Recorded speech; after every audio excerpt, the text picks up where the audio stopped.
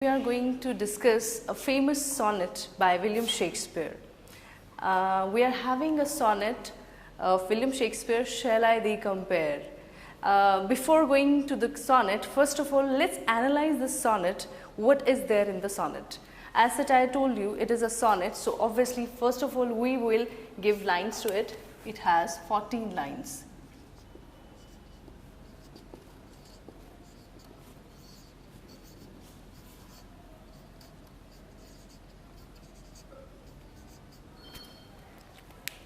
Second thing, to understand this piece of poetry, which William Shakespeare's sonnet, first thing we got to know is that we have 14 lines in this sonnet. Second thing, we'll talk about the rhyming scheme of this sonnet. Let's go with the first two lines. Shall I compare thee to a summer's day, thou art more lovely and more temperate. As such, we can see from these two lines, the last here and this one, they have different rhymes. So here we can place a rhyming scheme to be identified by A and here by B. Coming to next two lines, rough winds to shake the darling buds of May, and summer's lease hath all too short a date. Here again the day is rhyming with May, so it will be A, and temperate is rhyming with date, so this will be B. For these four lines, we have A, B as the rhyming scheme. Coming to the next quadrant, sometimes too hot the eye of heaven shines, and often is his gold complexion dimmed. Again, here we have different rhyme for these two lines, so we will place different symbols for these two. Coming next to line number 7 and 8, and every fair from fair sometimes decline, by chance or nature's changing course untrimmed.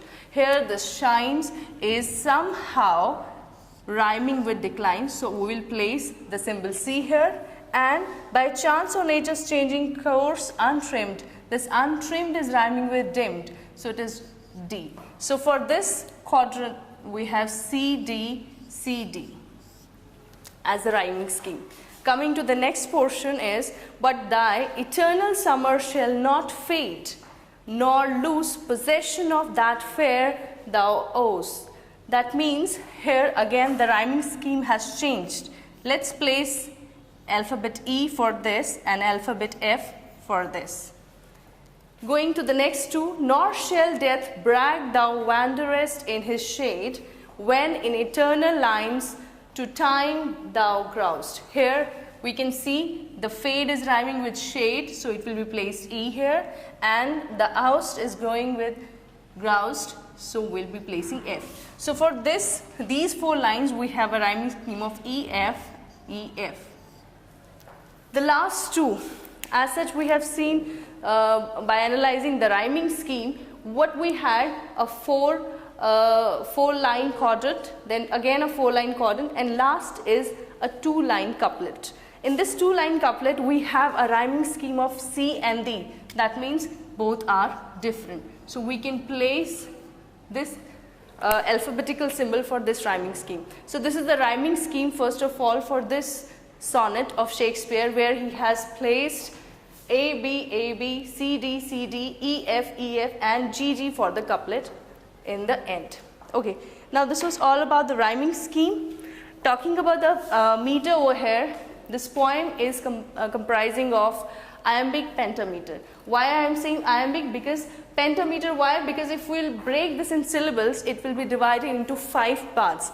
Iambic means stressed and unstressed. Shall I compare thee to a summer's day? So there are certain syllables. Shall I. Shall is stressed, then I unstressed. Again, compare thee. Compare thee. That means stressed, unstressed. To a sum. To a sum. Sum means this much of portion. That means stressed, unstressed.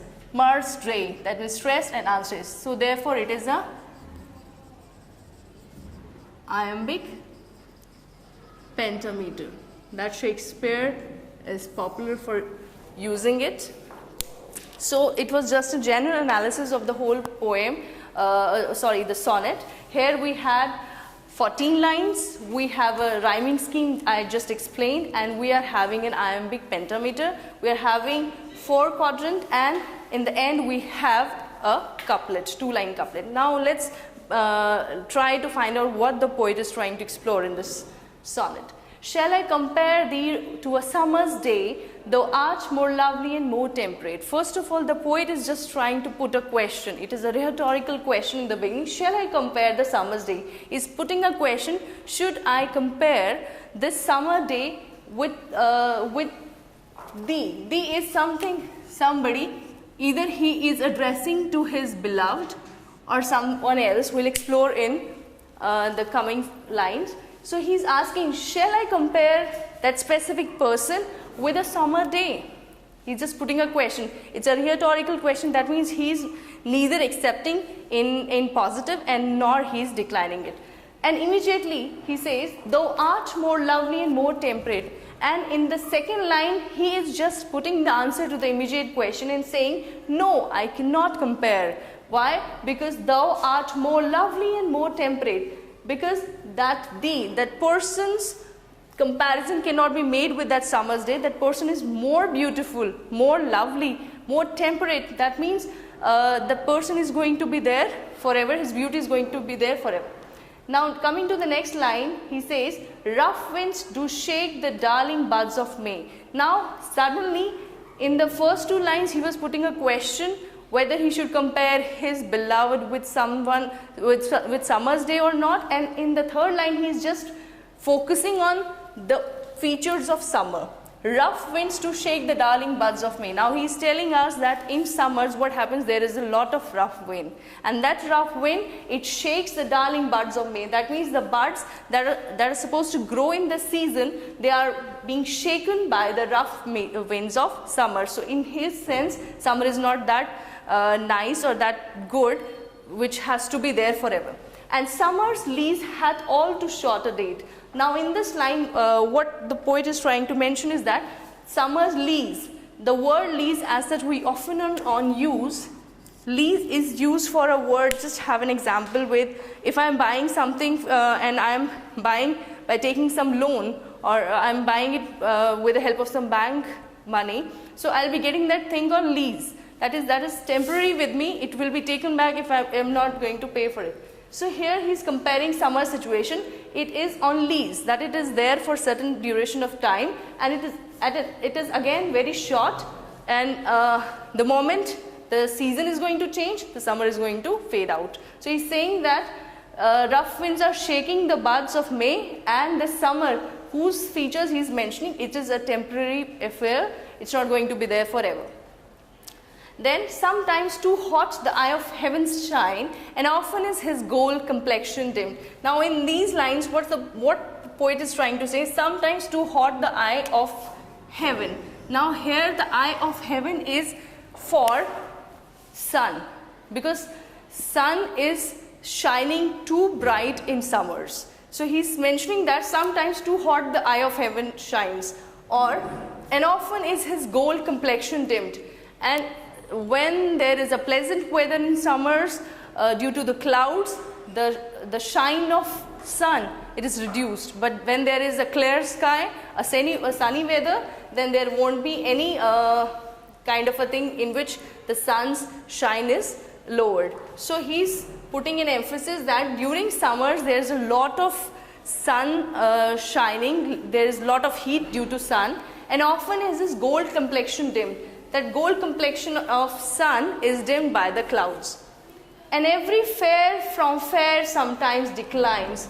Now what he's trying to say, because of that shining sun, anything that is very fair can get that they get darkness in his fairness. Because of that shine, that heat of sun, that fair thing can fade out. So anything on this earth which is although very fair, it's going to decline, it's going to lose its fairness due to the more shine of sun. By chance or nature's changing course untrimmed. Now he is saying either by chance or by nature's changing course untrimmed. Untrimmed, there are two meanings. First of all, untrimmed is for that thing which cannot be change. The beauty of that specific thing is not going to be deteriorate. And second reference is untrimmed for a ship which is sailing across river.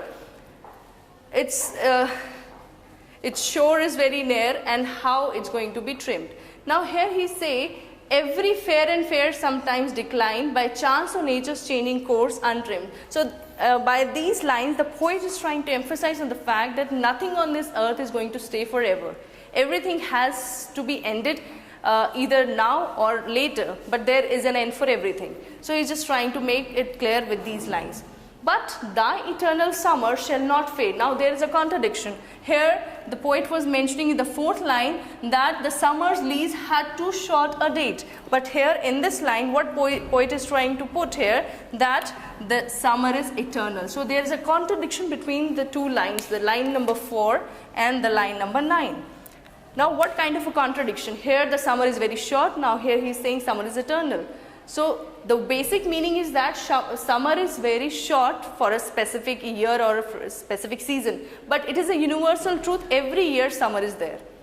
Every year there is a cycle of changing seasons. So we cannot say summer is going to end forever. It's going to come back. It is going to retaliate back after a complete cycle, after completing the cycle of seasons. So in that way he's saying, but thy eternal summer shall not fade. That eternal summer, that means every other year there is a summer, nor lose possession of that fair thou owest. Now he is saying that summer is not going to end, and the possession of that fair thou owest, that heaven's eye, that is sun, its shine, it's still going to be there. Nor shall death brag thou wanderest in his shade. Now here what he's mentioning, he's telling that there is another reality, that is death. Brag thou wanderest in his shade. In his shade means somehow trying to give a metaphor for the death, that death is a kind of a shade which somehow covers the shine of life. So he's putting an emphasis that the eternity for something can spoil or can fade a physical entity, but it cannot fade a thing which is in soul, which is in spirit. When in eternal lines to time thou growest, so long as men can breathe or eyes can see, so long live this, and this gives life thee. Now this couplet, line number 13 and 14, the couplet, it is changing everything. Here it is talking about, in the beginning, asking a rhetorical question, comparing the beauty or personality of his beloved with some summer, and then suddenly he personifies the features of summers, and in the couplet he is telling that so long as men can breathe or eyes can see, so long live this, and this gives life thee. Now here this and this stands for these lines, these creation, this creativity of the poet. As such, I mentioned before also that man is going to end a day. Everything on this earth, in this nature, has to be end, and there is a rule by nature that everything comes to an end. So what is the motivation for a person to be creative? What will be there for a person when the person is not physically there? The person can exist with some creativity, with some art, with some poetry, with some creation, and that person can be recapitulated, reminded again and again to other people, even though physically that person is not alive. So here the intention of the poet Shakespeare is trying to persuade his beloved. Actually it is just a sonnet, and this part just is a kind of a motivation for his beloved, so that they can he can understand why he is trying to make himself remarkable through his lines of poetry. He is not addressing to his beloved, actually he is addressing to his dear friend with whom he is in love with, Shakespeare. So here Shakespeare is addressing to his friend. He is telling him that your beauty, your all good things will come to an end when you're physically not there on this earth. You will die, everything will die, your beauty, your empire, everything will die, everything will fade out.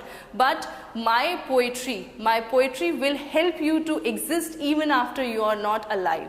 So he's persuading him that my poetry is more powerful than any other thing which can make you more beautiful. So that's all about Shakespeare's this Sonnet 18. Hope the concept has been clear to you. Thank you.